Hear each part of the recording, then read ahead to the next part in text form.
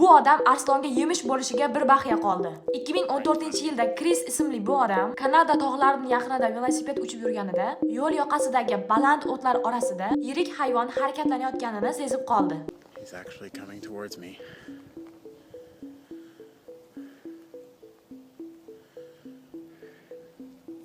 Birozdan so'ng bu hayvon tog' arsloni ekanligi ma'lum bo'lib, u Krisni ortidan poylab borishni boshladi. Arslon hozircha sekin va xavfsiz holatda yaqinlashayotgan bo'lsa-da, hammamiz uni qonxo'r ovchiligini va bunday harakatlanishi esa uning ovlash taktikasi ekanligini bilamiz. Masalan, bu yerda arslon borgan sari yaqinlashar ekan, u asta harakatlanar va ko'zini hech qanaqasiga Krisdan uzmas edi. Bu esa uni tashlanishga tayyor ekanligini bildirardi. Eng qizig'i, arslon odamdan hech qanaqasiga qo'rqmayotgani vaziyatni yana ham qizg'inlashtirardi.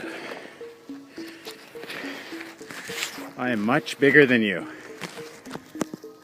Bu ham yetmaganidek, Kris ham katta xatoga yo'l qo'ydi. Ya'ni arslonni qo'rqitib haydash o'rniga yirtqichga orqa o'girib yugurishni boshladi. Afsuski, arslon ham Krisni qo'rqqanini sezgach, to'xtamasdan uni orqasidan kuzatib bordi. Stay back. Stay there.